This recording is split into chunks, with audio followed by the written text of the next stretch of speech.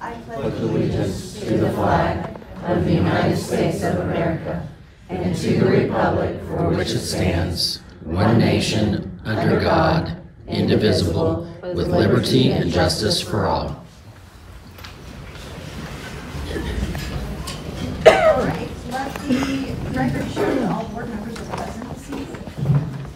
We do have a couple of changes to the agenda on the consent agenda. Item I, the amount should read $52,600, not $56,600. And then on the business agenda, item 2 has been removed. I will entertain a motion to adopt the agenda with those 2 changes. Move for approval. Second. Ms. Rummelman? Yes. Mr. Reyes? Yes. Mr. Kinnear? Yes.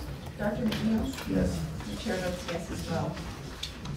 On to the consent agenda. All of the following items, those items of a routine nature, normally approved at board meetings, will be approved by one vote unless any board member desires to have a separate vote on any or all of these items. The consent agenda consists of the discussion, consideration, and action on the following items. Items A through Z. Move for approval. Second. Mr. Kinnear? Yes. Dr. McNeil? Yes. Ms. Rummerman? Yes. Mr. Reyes? Yes. And the chair votes yes as well. Information reports. USPA report. Do we have anyone here this evening? All right. UCTA report. Ms. Gunter.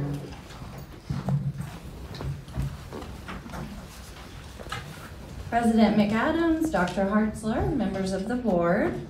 Just wanted to report that we've been busy over the last month working on member concerns, and we appreciate administration's continued support as we come to resolutions on those issues. We've also been working with OEA, continuing our work with OEA on the auto pay, flipping members from payroll deduct to auto pay. This benefits our members as well as our association. And we're looking forward to Thanksgiving break, and we really do appreciate having a week to spend time with our family. So thank you for that. All right, our next item is a special recognition for the Adult Learning Center.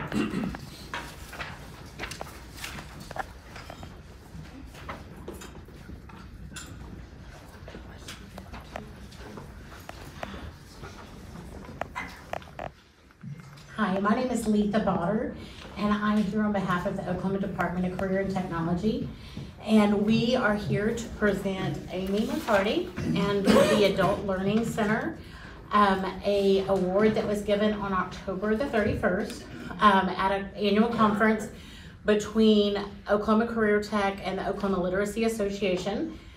And this award is for the highest in our state for measurable skill gains. And measurable skill gains are the gain that a student achieves either when they receive their high school equivalency or their educational functional gain. And there are 32 programs in our state that work with adult education, and so we would like to congratulate Amy's program, our Dr. McCurdy's program, and the Union Public Schools Adult Learning Center.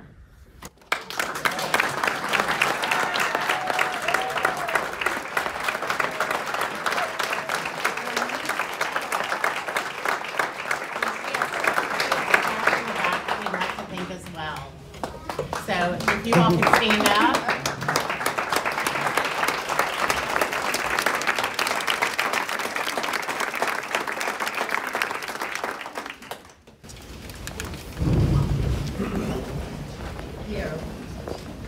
Under hearings and correspondence, is there anything under communications? All right, under opportunity for comments from the audience regarding the agenda. The rules for this section of the agenda are as follows. Speakers should identify themselves. Each speaker is given a maximum of 3 minutes. Total time allocated to this item is 30 minutes. Under Board Policy 1800, the Board of Education Education President has the discretion to determine if topics are relevant enough to be heard and to establish the order of presentations. This includes the right to interrupt this section and move on to the next item. You have one person who signed up to speak regarding the agenda. That is Erica Stormont. If you would like to come forward now and tell us which agenda item you would like to address.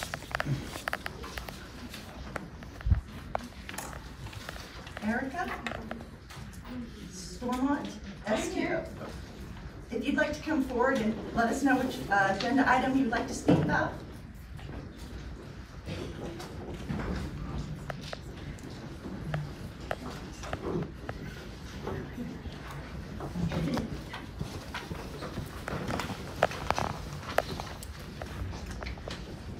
I may have misunderstood when I signed up, but I'm here to speak on behalf of Union Public Schools as a union parent and wanting my child to have a diverse and inclusive public education and access to books. Then I will call you back up at the end of the agenda when it's our comments that are not regarding the agenda. Okay. Thank you.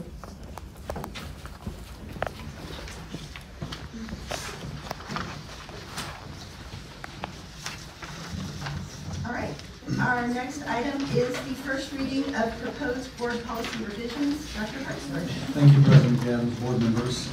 This is just our annual board policy proposals to you. As you recall, we start these back in August each year, and within the respective divisions, they have time to go through all of the board policies and make sure that we are compliant with the statutory changes, as well as any types of changes that need to be made because of our negotiations with both USPA and UCTA. And then sometimes we have a little cleanup language in terms of just title changes by position. And so we have 29 of those this year, and as you probably recall, I recently provided you with all the proposed changes and an explanation or a summary of what those changes are. This will be for a first reading this month, and we'll allow this to be out for about 30 days to the public so that they can see these as we're on our website. And then I would like to come back in December. We really need to come back in December and ask the board to consider these changes so that they can then be executed throughout our different policies and really the operations of the district. So we happy to answer any questions that you might have at this time. All right, thank you. Next item, consider and take action on the purchase of 500 student laptops and accessories from Trafera in the amount of $304,500 from bond funds. Mr. Morris. Yeah. President and Dr. Hartzler, members of the board. This is a purchase of 500 new laptops. It'll take care of our third graders at Rosa Parks and also replace some of the lost laptops we have from year to year. So remind me, is this just the actual purchase of something we've already approved before? This is additional laptops. So anytime we're spending over that certain amount, we kind of gauge how many we get back each year after we've checked them out, and also you have damage, you have some that just age out. We hope to use them and they age out. So we needed about 500 new laptops in order to take care of the third graders at Rosa that didn't get new ones, and then also to replace some of the lost and aged out ones that we have at the secondary sites. Same vendor we've used? Yes. Second. All right, Mr. Reyes? Yes. Ms. Rummerman? Yes. Dr. McNeil? Yes. Mr. Kinnear? Yes. The chair votes yes as well. Consider and take action on the purchase of managed engine support and maintenance from Paywall Tafaya in the total amount of $127,042.96 from bond funds. So this is a renewal of our software that allows us to manage all our laptops in the district. This allows us to push out updates, allows us to control those updates, push out different filtering that we need to have on our student laptops, and to kind of see where they are and what they're doing, and that the students are using them and they're checking in with us. We kind of have the same thing for iPads that we use for Jamp. This is the laptop version of that software that allows us to control those laptops. Move for approval. Second. Mr. Kinnear? Yes. Ms. Overman? Yes. Mr. Reyes? Yes. Chair votes yes as well. Thank you. All right, item 3, consider and take action to accept the bid for the BAS full integration at Freshman Academy and award the contract to Harrison Energy Partners in the amount of $336,000 from bond funds. Mr. Isaacs. Yes, good evening, Dr. Hartzler and President McAdams. This project, the BAS system is the building automation system. It operates the air conditioning system and the heating system for the freshman academy. The system we're replacing was installed in the late 90s, so it's seen its time, it's done its job, and we've had problems with it in the past. We've been able to interface pieces with it and try and get it to operate, but we're to the point where more of it's failing and we can repair economically, so we looked at just replacing the whole thing with a modern technological BAS system, much like what we have at Darnaby and Jarman and Chola and over at the STEM Center. So this protocol and this system is something we developed through a specification after doing many construction projects so that we can interface it with our district-wide server-based building management system. It communicates correctly and everything. So we're just ready to take care of that right now. And it will also work. It's modern, very advanced. So as we go through these buildings and modernize them and update the HVAC system, we plan on keeping this one in place so we can just replace the equipment and move the controllers in the system there. So with your approval, and we move forward. New vendor? No, sir, no. They've, Harrison Energy Partners has integrated, like I said, Jarman and Darnaby Innovation Lab. And so. Super, thank you. Yes, sir. Move for approval? Second. Mr. Overman? Yes. Dr. McNeil? Yes. Mr. Kinnear? Yes. Mr. Reyes? Yes. And the chair votes yes as well. Thank you. All right, under finance, consider and take action on reapproval of the general building and child nutrition fund operational budgets for the 2023-2024 fiscal year as outlined on the statements of revenues, expenditures and fund balances, and as originally approved by the Board of Education on September 11th, 2023, and reapproval of the 2023-2024 estimate of needs document as approved by the County Excise Board on October 19th, 2023. Dr. Williams. Good evening, Madam President, members of the board, and Dr. Hartzler. This is a recommendation to reapprove the budgets for the general building and the child nutrition funds as outlined in the memo and in the attachments. As we mentioned, the budget was originally approved on September 11th. The estimate of needs was approved by the County Excise Board on October 19th. So we bring our budget back after we've made any adjustments needed for reapproval. The totals for all funds remain the same. We made a few small minor changes, but we asked that those budgets be reapproved. Did we went through this subcommittee, line item changes, no changes? Yes, sir. Move for approval? Second. Mr. Kinnear? Yes. Dr. McNeil? Yes. Mr. Reyes? Yes. Mr. Overman? Yes. And the chair votes yes. Thank you. All right, any new business? All right.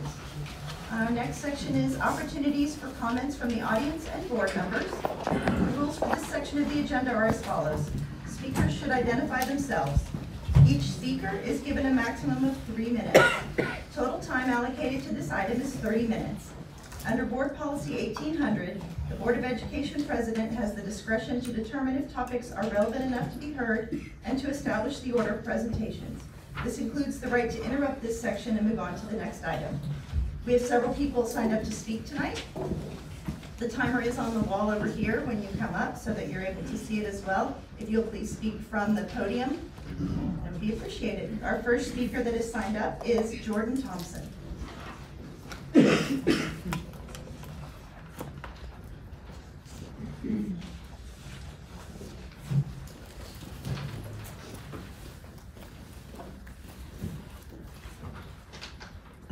Hello, my name is Jordan Thompson. And I wanted to say I too want to fight for diverse and inclusive literature in our schools. And I'm so happy that we have some books here that are available currently at Union. I love erotic fiction myself, so I'm so happy. Let me give you an example. He started humping me again wildly. The base of my spine was crushed into the ground. This is Lucky by Alice Siegel, by the way. He knelt back, raised your legs, he said, spread them. I did. My legs were like plastic Barbies, Paige, inflexible, but he wasn't satisfied. He put a hand on each calf and pressed them out farther than I could hold. Keep them there, he says. He tried again. He worked his fists. He grabbed my breast. He twisted the nipples with his fingers, laughed at them with his tongue. Tears came out of the corners of my eyes and rolled down either cheek. He kicked me and I curled into a ball. I want a blowjob, he said. He held his dick in his hand. I've never done it before, I said. I'm a virgin. Put it in your mouth. I kneeled before him. Can I put my bra back on? I wanted my clothes. I saw his thighs before me, the way they belled up from the knee, the thick muscles and small black hairs and his flaccid dick. He grabbed my head. Put it in your mouth and suck, he said. Like a straw, I said.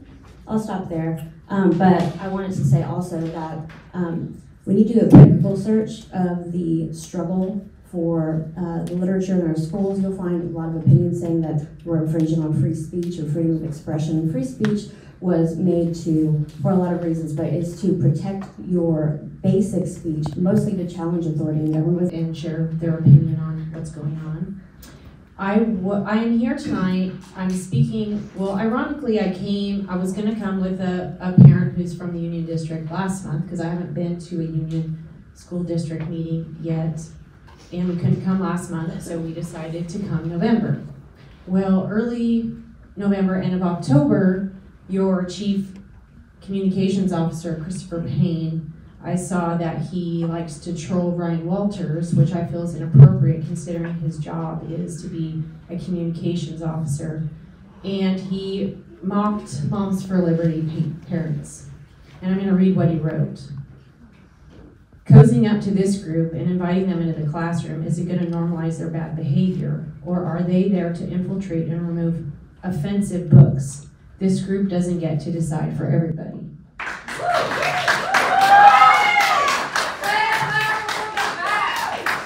And while there are offensive books, you just heard one, that is in your library, it's sitting on the shelf at the high school, and I have proof, so if it's removed, I'll know. There are new rules put into place for the state, and you have to abide by them. So that would be one that would need to be removed, or you risk losing accreditation.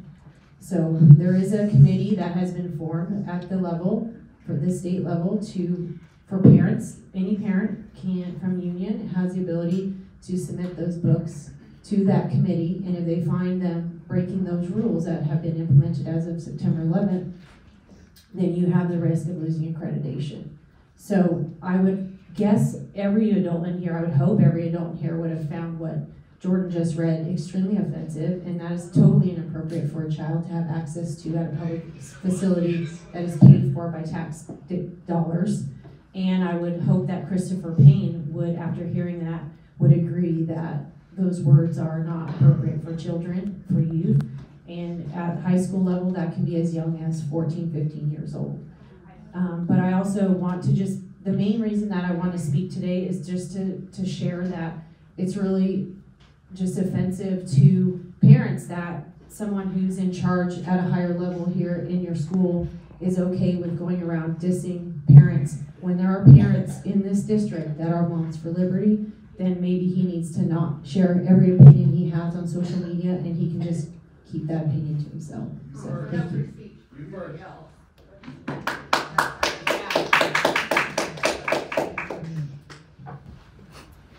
All right, our next speaker is Heather Cacoperdo.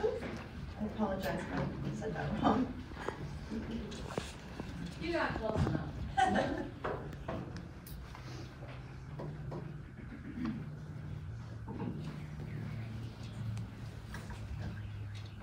All right, let's see if we can get this all out in 3 minutes. My name is Heather Cacoperdo. I actually have children in the Union Public School District. I'm here today to address the issue of book banning and to express support for the district. I speak for myself, but there are many others in this district that share my opposition to this sort of divisive rhetoric and will push back against this type of restriction. The book mentioned is a high school level book. There are scenes in this book that might make some people uncomfortable. If that's the case, don't read it. Don't tell your children not to read it. But in a state with the highest rate of domestic violence in the nation and a sexual assault rate of 45% higher than the national average, there are going to be students that have lived this experience and could benefit from seeing themselves represented in literature. Yes. There are other students that can gain empathy and understanding by reading about these experiences of others. Since they came to start trouble in our house, I'm going to be blunt. Moms for Liberty members have run for seats on Union School Board twice. Both times, union parents and stakeholders came out and voted. We voted no. We don't want your culture war. We do not need or want what you are selling. Union started this year with 8+ days of bomb threats due to online propaganda against one of our media specialists who had done nothing wrong.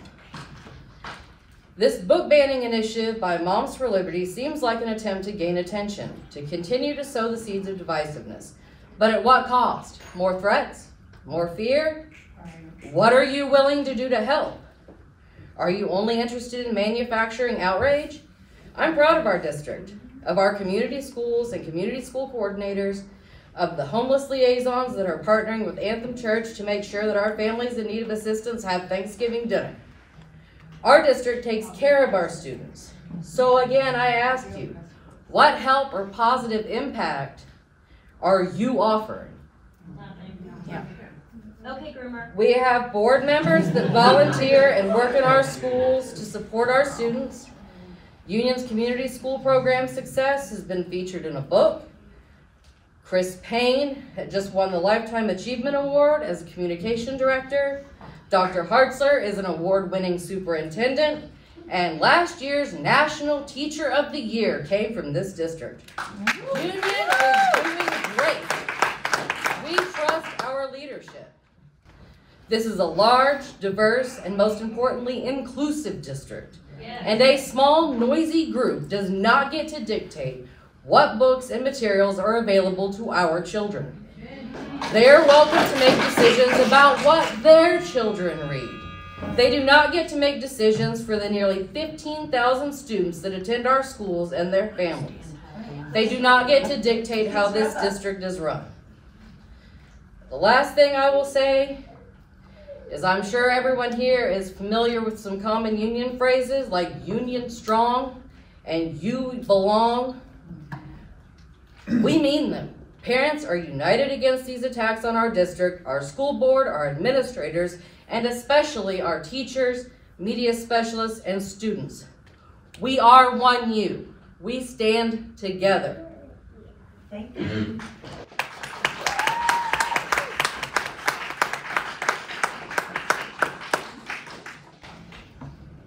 All right, our next speaker is Bailey Tyler.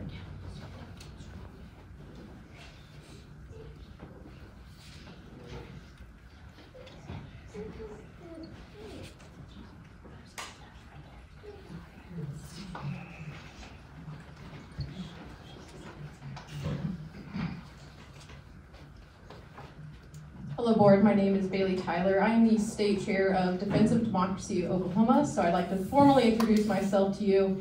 I don't have a child in this district, and today I'm here to be the voice for parents who have jobs, they have lives, that they can't make it here. But you know who does make it here to where she doesn't have kids in this district is Janice Danforth. And she does nothing but try to destroy public education and tell people how to do their jobs. I'm an engineer, and if someone that wasn't an engineer tried to tell me how to do my job, I would be really upset. And to the previous statements that were made, the book excerpt that was read, I could give you guys some verses from the Bible, which the Bible is available in most school libraries. I can tell you about Lot's daughters. I'll spare you that because there are very young children in this room and they did not deserve to hear that. Sorry, I'm shaking because I feel so strongly about this. Those books that they're complaining about are rated for 17 and up for the one that she read. And a 17-year-old, at the discretion of their own parents, can read that book. Janice does not get to decide for everybody what their children read. And you know what? I've never heard a bad thing about Union Schools, so I think you guys are doing a great job. Kirby, thank you for doing the great job that you do. And there are more Oklahomans that agree with what I'm saying that agree with Janice Danforth and Tulsa County Moms for Liberty. So I will give back the rest of your time. I just wanted to say you guys are doing great, and you have a lot of people behind you, and more people are starting to wake up and are realizing the bull crap that's going on. So thank you.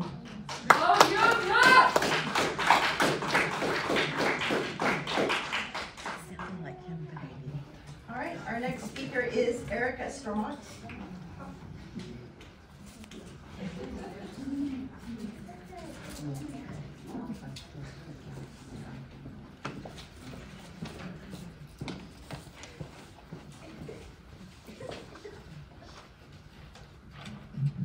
My name is Erica Stormont. I'm a lifelong Oklahoman and a product of Oklahoma Public Schools, Oklahoma State University, and the University of Tulsa.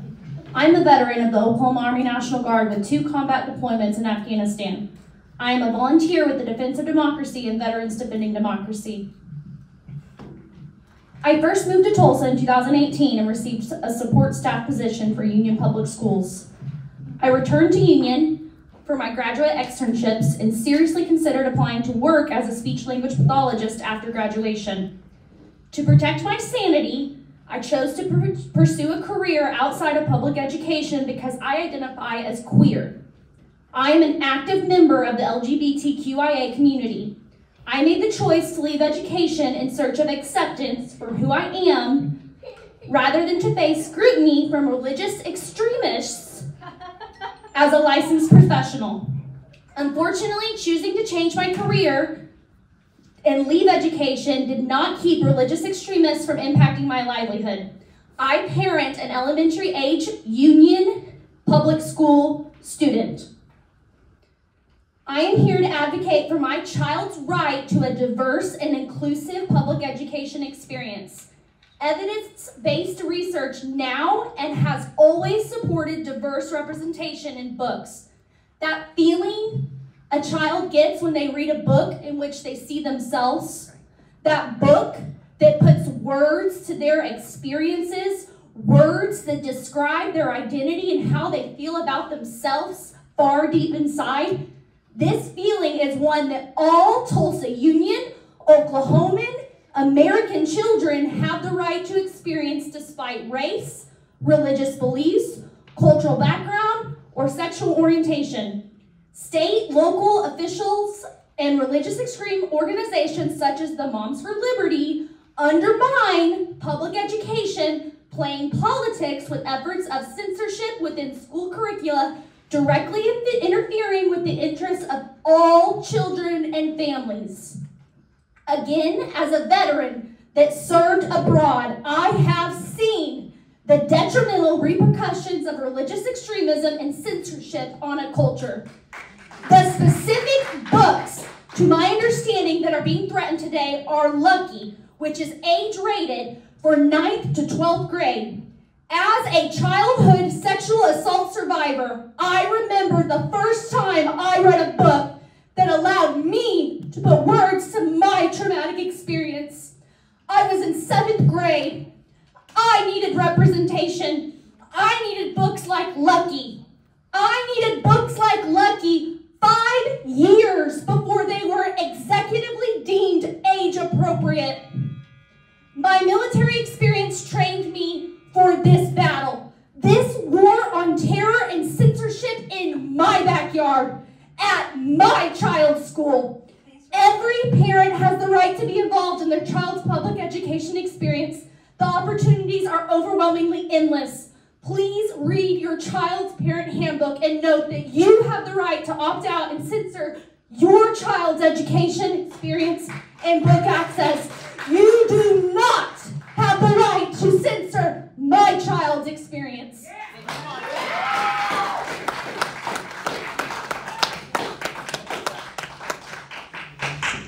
All right, our last speaker is Erica Watkins, sorry. Watkins, I apologize. Oh, you're fine.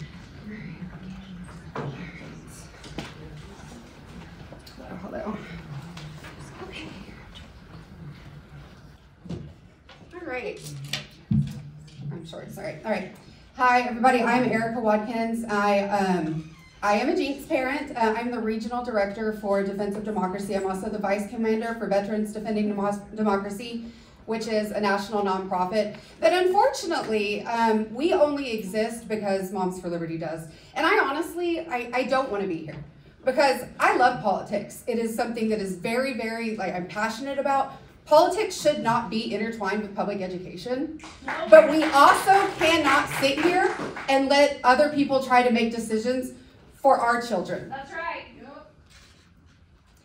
I am also a veteran, and the idea of freedom that I believe is that I should be able to decide what books my kid reads. Boom. And I really don't feel, and what we're not understanding is that making books accessible in a library is not forcing a child to read them.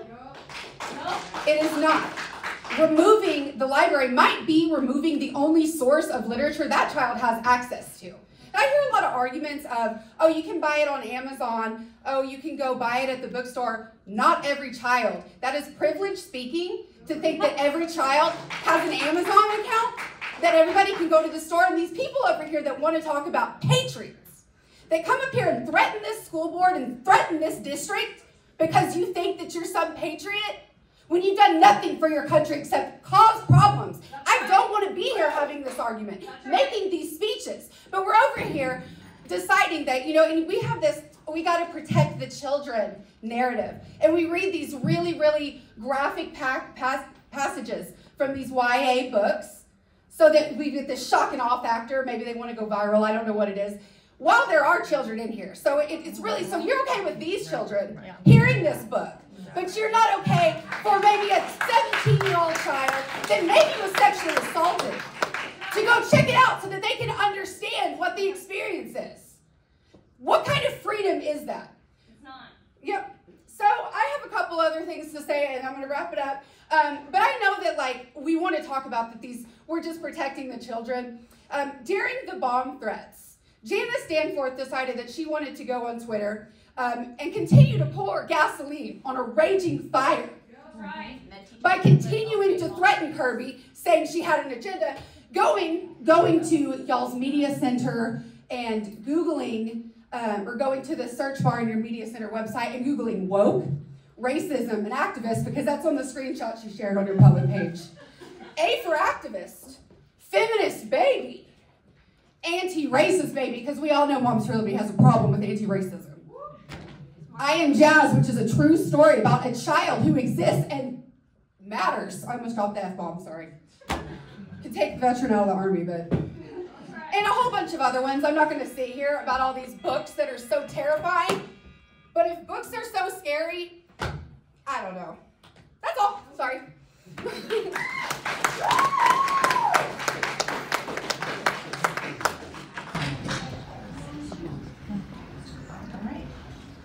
Thank you for everyone who chose to speak tonight. That was the last item on our agenda. I will now entertain a motion for adjournment. Mr. Peter, Mr. Rand,